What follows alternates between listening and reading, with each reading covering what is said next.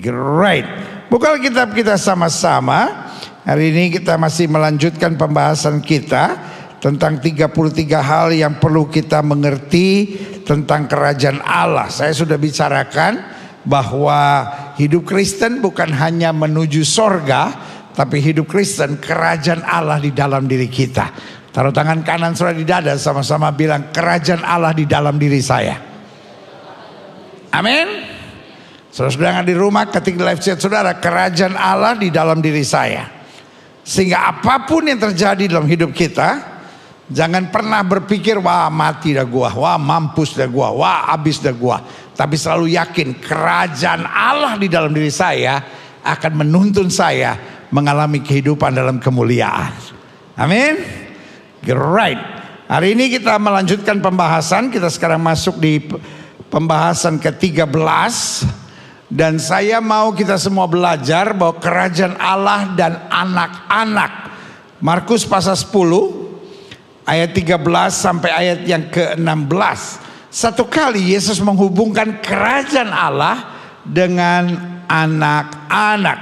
Markus pasal 10 ayat 13 sampai 16. Lalu orang membawa anak-anak kecil kepada Yesus supaya ia menjamah mereka. Akan tetapi murid-muridnya memarahi orang-orang itu. Ketika Yesus melihat hal itu, ia marah. Sama-sama bilang Yesus marah. Dan berkata kepada mereka, biarkan anak-anak itu datang kepadaku. Jangan menghalang-halangi mereka. Sebab orang-orang seperti itulah. Dengan lain kata, anak-anak inilah yang mempunyai kerajaan Allah. Saya mengerti. Ini salah satu pengajaran Yesus tentang kerajaan Allah yang membingungkan. Yesus tidak menghubungkan kerajaan Allah dengan orang-orang sukses. Semua bilang ini, Yesus tidak menghubungkan kerajaan Allah dengan para imam. Yesus tidak sedang menghubungkan kerajaan Allah dengan orang-orang yang suka berdoa atau orang-orang yang suka memuji dan menyembah Tuhan. Tapi Yesus sedang menghubungkan kerajaan Allah dengan apa? Sama-sama bilang sama saya anak-anak. Sama-sama bilang sama saya anak-anak. Karena Yesus bilang orang-orang yang seperti itulah, jadi artinya anak-anak itulah yang mempunyai apa? Kerajaan Allah. Aku berkata kepadamu, bahkan lebih ngeri lagi saudara-saudara, sesungguhnya barang siapa tidak menyambut kerajaan Allah seperti seorang anak kecil, ia tidak akan masuk ke dalamnya. Bilang sama sebelah saudara, lu mesti kayak anak kecil. Apakah berarti mulai besok kita kalau ketemu orang Lu kenapa begitu? Gilbert bilang kalau gua nggak kayak anak kecil, gua nggak boleh masuk kerajaan Allah. Apakah itu berarti mulai besok kita kembali nonton Upin dan Ipin? Atau Unyil? Apakah berarti mulai besok kita ambil mobil-mobilan lalu orang bilang, lu kenapa lu udah kepukul di otak? Gembala gua bilang, kalau nggak seperti anak kecil, kita nggak akan masuk dalam kerajaan Allah. Kalau kita mau jujur, ini salah satu pengajaran yang sangat aneh. Karena Yesus bilang, barang siapa tidak menyambut kerajaan Allah seperti seorang anak kecil, ia tidak akan masuk ke dalamnya. Bahkan bagian terakhir dikatakan, lalu ia memeluk anak-anak itu dan sambil meletakkan tangannya atas mereka, ia apa? Memberkati mereka. Anak-anak kecil tidak dibaptiskan oleh Yesus, tapi anak-anak kecil diberkati. Sama-sama bilang sama saya, diberkati. Kalau Yesus setuju dengan pelajaran, Yesus setuju dengan kegiatan pembaptisan anak-anak, pasti anak-anak itu sudah dibaptiskan. Makanya gereja Bethel Indonesia menolak untuk membaptiskan anak-anak. Karena Yesus cinta anak kecil. Tapi Yesus tidak pernah memberkati anak kecil. Maksud saya, Yesus tidak pernah membaptiskan anak kecil. Dia memberkati.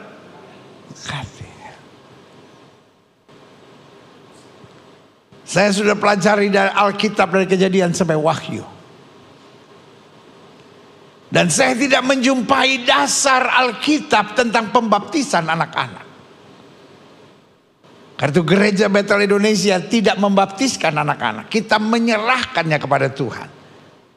Karena dasar dalam Lukas pasal 2 ayat 22. Dan kembali di sini, ia memeluk anak-anak itu dan sambil meletakkan tangan di atas mereka, ia apa?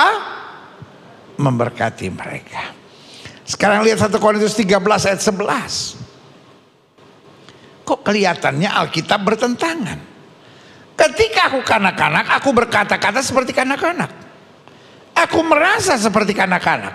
Aku berpikir seperti kanak-kanak. Sekarang sesudah aku menjadi dewasa, aku meninggalkan sifat kanak-kanak itu. Loh, Yesus bilang kalau kita tidak menjadi kanak-kanak, kita tidak akan masuk dalam kerajaan Allah. Tapi Paulus di sini kok kelihatannya bertentangan. Paulus sedang bilang aku meninggalkan sifat kanak-kanak itu.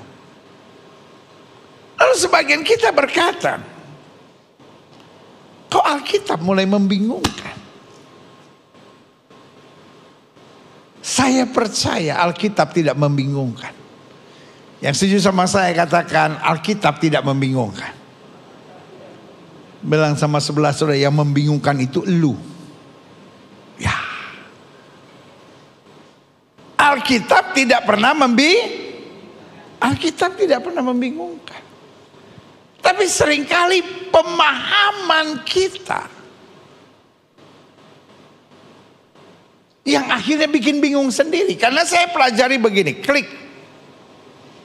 Salah satu yang perlu kita pahami, Tuhan Yesus memang memberi perintah, jika kita tidak menyambut kerajaan Allah seperti anak kecil, kita tidak layak bagi Allah. Jelas? Sama-sama bilang sama saya, menjadi seperti kanak-kanak syarat kerajaan Allah. Ayo sama-sama bilang, menjadi seperti kanak-kanak syarat masuk dalam kerajaan Allah. Setuju? Klik. Nah, akhirnya saya simpulkan, kanak-kanak di sini bukan berarti memiliki sifat kekanak-kanakan. Setuju?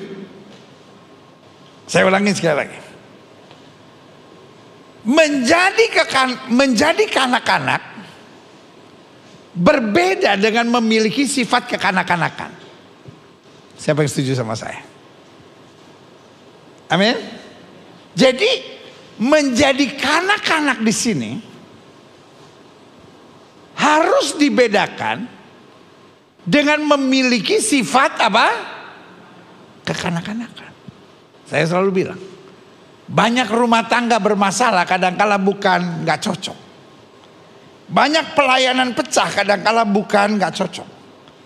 Banyak rumah tangga bermasalah, banyak hubungan bermasalah, banyak pelayanan bermasalah karena sifat kekanak-kanakan. Nah, ini yang kita mau belajar. Klik. Saya coba catat di sini. Kenapa kanak-kanak itu penting? Karena kanak-kanak itu polos. Kanak-kanak itu apa adanya. Kanak-kanak itu gak punya hidden agenda. Kanak-kanak itu gak ada kemunafikan. Dia kalau panas dia bilang, "Ma panas." Dia kalau gak suka sama orang dia bilang, "Ma, gak suka."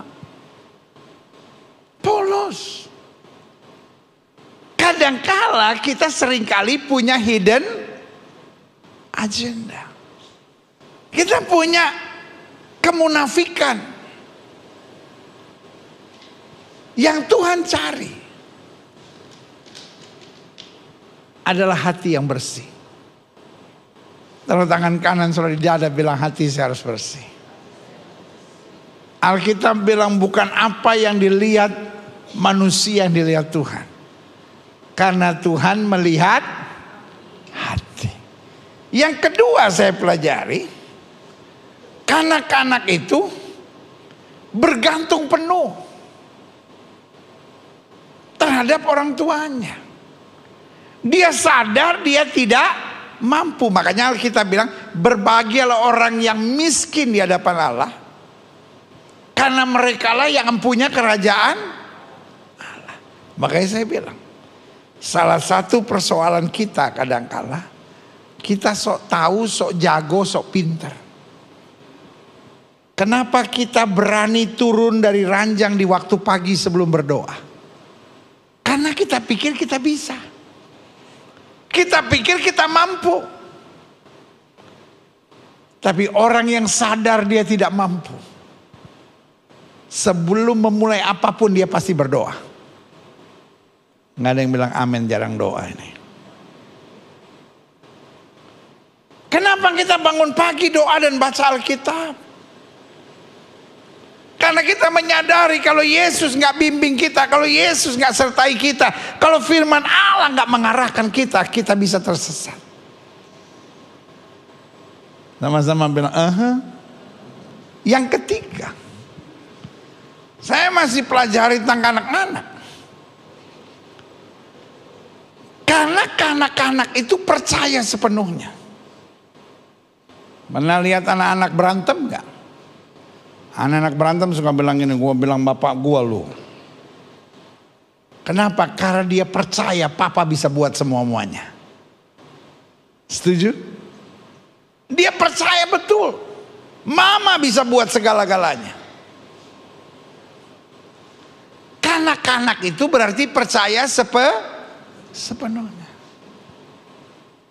Gak usah banyak mikir. Taruh tangan kanan saudara di dada, bilang hidup gak usah banyak mikir. Saudara-saudara di rumah ketik live chat saudara, hidup gak usah banyak mikir. Kenapa engkau stres? Karena engkau banyak mikir. Setuju?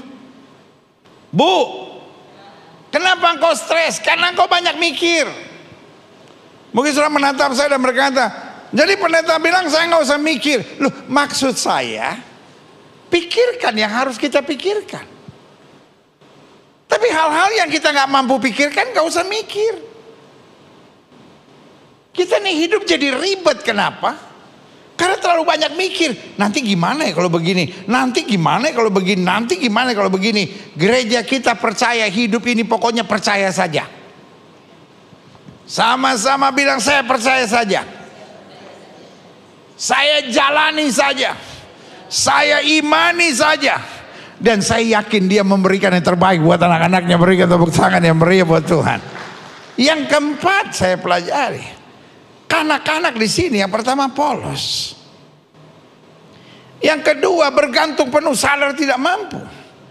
Yang ketiga kanak-kanak percaya sepenuhnya. Dan yang keempat, kanak-kanak masih mudah diajar. Kanak-kanak masih mudah diajar. Tanya sama sebelah saudara, kamu gampang diajar nggak?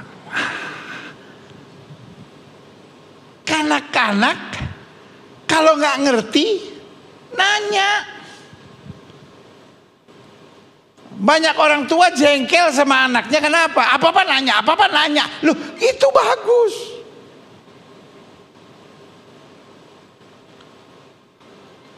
Orang Indonesia ini punya kebiasaan, anak-anak nanya diomelin.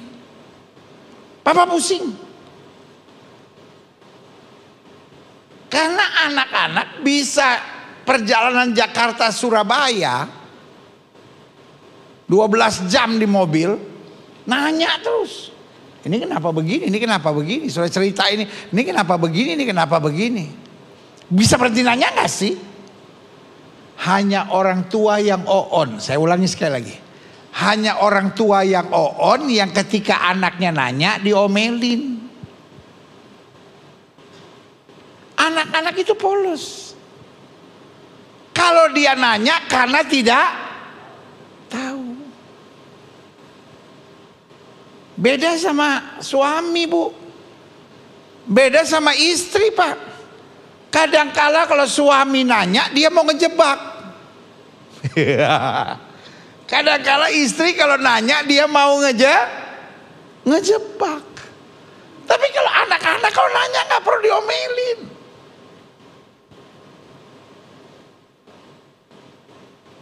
Kalau sudah perhatikan anak-anak orang bule misalnya, anak orang Australia, anak orang Amerika, nanya melulu. Kenapa dia nanya? Karena dia pengen tahu.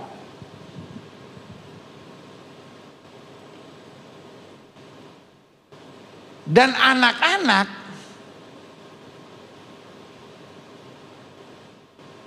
kalau diberitahu sesuatu dia yakin tuh. Makanya jangan kasih tahu anak-anak saudara jawaban-jawaban yang aneh-aneh. Ada yang tanya, Mak, Dedek bagaimana sih, Mak, lahirnya? Datangnya dari mana? Burung bango, makanya burung bango ada ininya. Nah, dia bawa anak. Sampai gede dia percaya anak itu dari burung bango, saudara-saudara. Anak kecil di kampung, setiap jam 6 sore suruh masuk sama orang tuanya. Kenapa, Mak, jam 6 sore mesti masuk? Setan pada keliaran. Akhirnya diajarin lagi anaknya. Sayang, jam 6 sore masuk. Kenapa, Mak? Setan keliaran. Dan sampai gede, sampai sekarang orang Indonesia masih percaya jam 6 sore setan keliaran.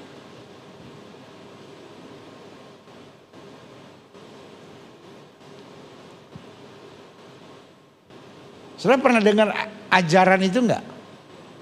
Kalau anjing gini nih, itu kenapa? Lihat setan kan? Lu belajar itu dari mana? Mama lu kan? Nah, mama lu tahu dari mana? Dari mamanya. Mamanya tahu dari mana? Dari mamanya. Tapi itu benar nggak? Enggak. Anjing kalau gini, itu lihat orang Batak sama Manado lagi jalan sama-sama. Apalagi menjelang Paskah. Paskah sama Natal kalau anjing, itu pasti Batak sama Manado lagi jalan sama-sama. Dia kasih tahu temennya, hati-hati, Batak sama Manado lagi lewat.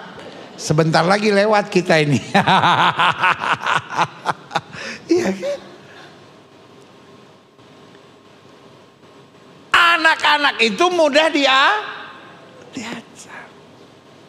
Berarti syarat kerajaan Allah minimal ada 4 hal ini. Yang pertama, kita harus punya hati yang apa? Polos, bersih. Yang kedua, kita harus bergantung penuh, sadar bahwa kita tidak mampu. Yang ketiga, kita harus belajar percaya sepenuhnya. Pokoknya Tuhan janji apa, udah kita imanin aja. Amin. Dan kita harus mau diajar. Makin hari kita makin meningkat, makin hari kita makin maju, makin hari kita makin bertumbuh, makin hari kita makin disempurnakan. Berikan tepuk tangan yang meriah buat Tuhan. Selanjutnya saya catat, kenapa kanak-kanak itu baik, tapi kekanak-kanakan itu tidak baik? Apa yang disebut kekanak-kanakan? 1, mudah tersinggung, mudah ngambek. Ini bukan kanak-kanak, tapi ini sifat apa? Kekanak-kanakan. Pada dasarnya setiap orang punya potensi untuk tersinggung dan ngambek. Kenapa punya potensi untuk tersinggung dan ngambek? Karena kita punya pikiran. Jangan-jangan gini, jangan-jangan, coba saudara perhatiin, kenapa saudara tersinggung, saudara ngambek? Karena saudara punya kesimpulan, saudara punya asumsi, jangan-jangan begini, jangan-jangan begini, jangan-jangan begini. Boleh nggak sekarang kita robah? Saya percaya apapun yang terjadi untuk kebaikan saya. Apapun yang terjadi supaya saya belajar. Apapun yang terjadi, ada hal positif, ada hal negatif. Makanya kenapa tema Paskah kita adalah cukup kasih karunia Tuhan. Banyak rumah tangga bermasalah karena suami suka tersinggung, istri suka tersinggung. Bu, suami ibu suka ngambek? Pak, istri bapak suka ngambek? Oh iya pendeta, setelah tanggal 20 ngambek terus dia pendeta. Sampai tanggal 1 baru mulai senyum lagi. Salah satu yang paling gak enak adalah punya teman atau punya rekan pelayanan yang apa-apa tersinggung, apa-apa ngambek. Hari ini saya mau bilang, jemaat gereja Bethel Indonesia Globe Fellowship Center, baik yang ada di rumah maupun yang di gereja, jangan gampang tersinggung. Percayalah, Allah turut bekerja dalam segala perkara untuk mendatangkan kebaikan bagi setiap orang yang mengasihi Dia. Berikan tepuk tangan yang meriah buat Tuhan. Karena ngambek adalah ciri kekanak-kanakan. Yang kedua, mudah kecewa dan putus asa. Kalau apa-apa kecewa, apa-apa putus asa, itu saya beri nama kekanak-kanakan. Anak-anak Tuhan menghadapi hal-hal yang keras bagi dia adalah latihan. Sama-sama bilang sama saya, hal-hal yang keras dan menyakitkan adalah latihan. Siapa yang setuju hal-hal yang keras dan menyakitkan adalah latihan? Buat orang dewasa itu adalah latihan. Buat yang punya sifat kekanak-kanakan itu hal-hal yang mengecewakan dan putus asa. Sekarang nilai diri saudara sendiri. Apakah saya masih kekanak-kanakan ataukah saya sudah dewasa? Kalau apapun yang terjadi yang keras, yang menyakitkan, membuat saya kecewa dan putus asa, berarti saya kekanak-kanakan. Tapi kalau itu membuat saya makin kuat, itu adalah latihan. Yang ketiga, sifat kekanak-kanakan mudah lari dari tanggung jawab. Karena anak-anak belum bisa bertanggung jawab. Di sini letaknya kekanak-kanakan atau dewasa. Dewasa senang akan tanggung jawab. Orang-orang dewasa ketika dia diberi tanggung jawab, buat dia adalah kepercayaan. Sama-sama bilang sama saya, tanggung jawab adalah kepercayaan. Tapi buat anak-anak tanggung jawab adalah beban.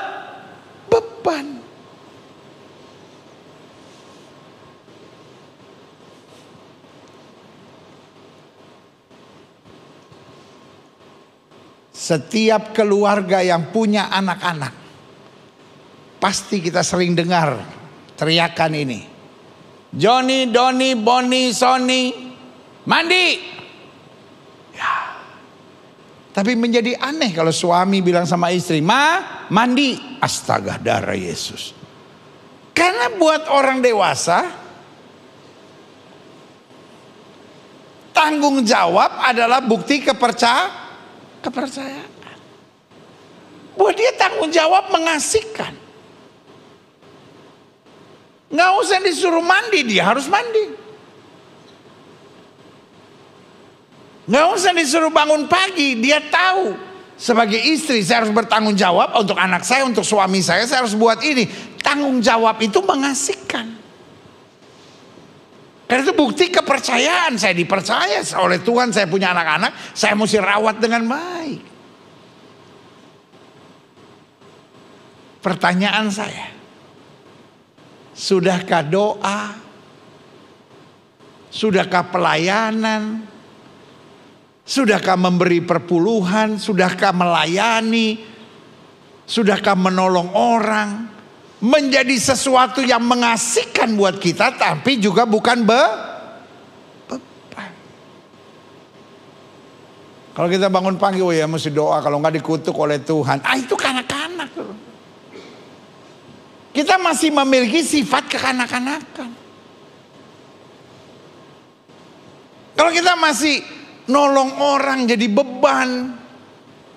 Oh, tapi nanti dia memanfaatkan saya. Lah kalau orang memanfaatkan saudara, minimal hidup saudara bermanfaat, selesai. Amin. Sama-sama bilang saya harus menjadi dewasa. Selanjutnya, kekanak-kanakan cenderung egois dan memikirkan diri sendiri. Jadi ini bedanya ya, antara kanak-kanak dengan sifat kekanak-kanakan. Saudara bisa nilai sendiri. Apakah saya ini mudah tersinggung dan ngambek? Apakah saya ini orangnya mudah kecewa dan putus asa? Apakah saya mudah lari dari tanggung jawab? Tanggung jawab menjadi beban buat saya. Artinya kita masih kekanak-kanakan. Apakah saya cenderung egois dan hanya memikirkan diri sendiri, nggak peduli orang lain, nggak peduli perasaan orang lain? Untuk itu biarlah pelajaran dari Paulus sesuai Alkitab menjadi bagian kita. Ketika aku kanak-kanak, aku berpikir, aku merasa, aku berkata-kata seperti kanak-kanak. Tetapi sesudah dewasa, aku meninggalkan jelas sifat kekanak-kanakan. Berarti yang Yesus mau ajarkan, kita harus menjadi kanak-kanak, tetapi meninggalkan sifat kekanak-kanakan. Kesimpulan saya, klik. Mari kita menyambut kerajaan Allah, khususnya dalam momentum Pekan Suci Paskah dan HUT Gereja di Minggu Palem ini, Minggu Palma ini. Mari kita menyambut kerajaan Allah seperti seorang anak kecil. Ada 5 pokok di sini. 1, jangan punya hidden agenda. Bilang sama sebelah saudara, hidup polos-polos aja. Ya. Kenapa banyak orang makin munafik? Kenapa banyak orang sudah kehilangan ketulusan? Kenapa banyak orang menjadi penjilat? Kenapa banyak orang menjadi tukang cari muka? Seringkali karena punya hidden agenda. Dan orang yang punya hidden agenda saya beri nama carrying the spirit of Jude. Dia membawa roh Yudas. Yudas memang sudah gantung diri, tapi roh Yudas masih keleleran, kata orang Jawa bilang. Tanya sama sebelah, sudah ada roh Yudas? Yudas baik sekali. Dia peluk Yesus, dia cium Yesus di Taman Getsemani.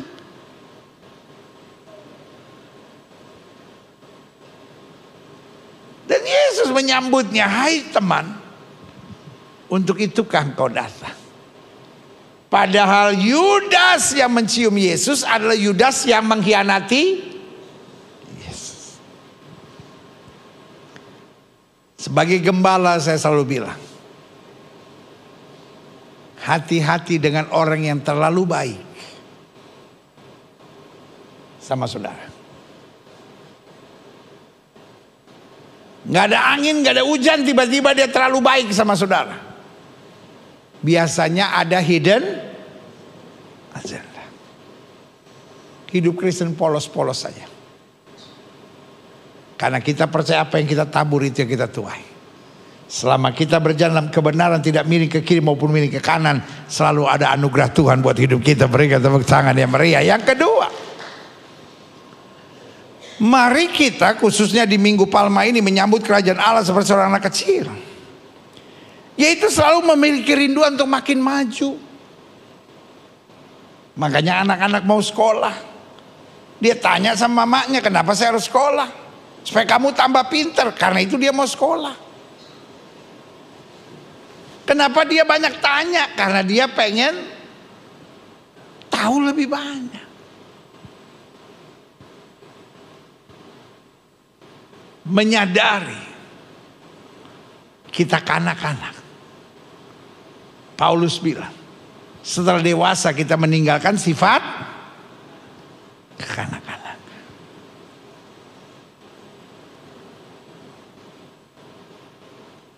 anak-anak dia minum susu pakai botol. Tapi di usia tertentu, kalaupun dia lagi minum susu pakai botol, tiba-tiba temannya lewat, dia buang botolnya. Kenapa?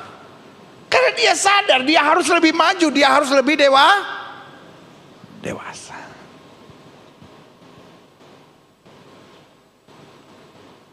Di usia tertentu dia hanya ingin disuapin. Tapi di usia tertentu, kalaupun dia lagi disuapin, temennya ada di situ, lalu dia bilang, makan sendiri. Karena dia pengen lebih maju. Sama-sama bilang, saya harus lebih maju. Saya harus lebih dewasa. Saya harus lebih kuat di dalam Tuhan. Berikan tepuk tangan yang meriah. Yang ketiga, di Minggu Palma ini mari kita menyambut kerajaan Allah seperti seorang anak kecil, yaitu selalu memiliki mimpi dan harapan. Tanyakan pada seorang anak kecil, kamu nanti kalau besar mau jadi apa? Nggak ada yang bilang nggak mau besar, mau kecil aja. Tapi orang dewasa, banyak yang kalau ditanya, kamu apa? Ya udahlah pendeta, gini-gini aja lah. Udah nggak punya harapan apa-apa. Udah nggak punya kerinduan apa-apa. Udah nggak punya mimpi apa-apa.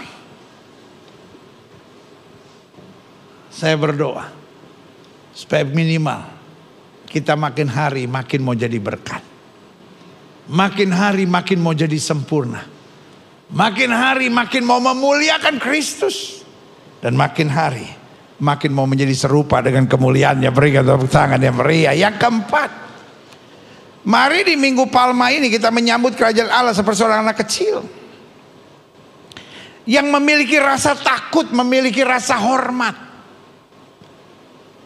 pada otoritas. Anak kecil itu takut sekali sama gurunya. Anak kecil itu takut sekali sama orang tuanya. Walaupun mungkin mama dan papanya gak pernah memarahinya. Kan ada orang tua yang gak marahi anaknya. Dia hanya beritahu. Ada orang tua yang gak pernah pukul anaknya. Tapi anak hormat sekali pada otoritas. Kalau guru bilang jam 7 harus kumpul, dia takut sekali terlambat. Karena dia menghormati otoritas. Saya percaya menyambut kerajaan Allah minimal kita masih punya takut akan Tuhan. Takut akan Tuhan bukan berarti ketakutan. Wah, nanti saya dihajar Tuhan, saya dipukul Tuhan. Tapi takut akan Tuhan adalah sebuah pemikiran. Buat Tuhan yang baik. Buat Tuhan yang mengasihi saya. Buat Tuhan yang mau mati buat saya. Masakan saya main-main sama Tuhan? Masakan saya mengecewakan hati Tuhan? Masakan saya meninggalkan segala hukum-hukum Tuhan? Buat Tuhan yang baik. Buat Tuhan yang mengasihi saya. Apapun yang terjadi, saya mau menyenangkan hati Tuhan. Berikan tepuk tangan yang meriah.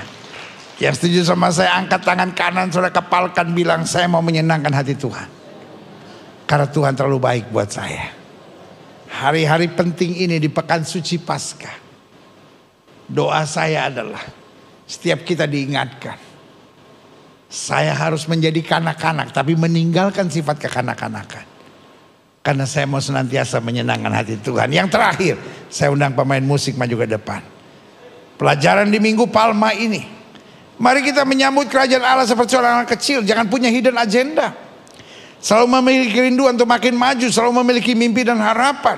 Selalu memiliki rasa takut pada otoritas. Dan sangat percaya janji.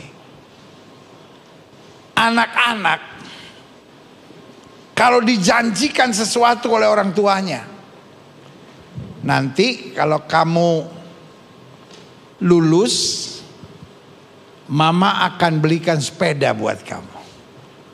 Itu dia ingat terus. Makanya selalu saya bilang, kalau janji sama anak saudara harus ditepati. Kalau janji apa?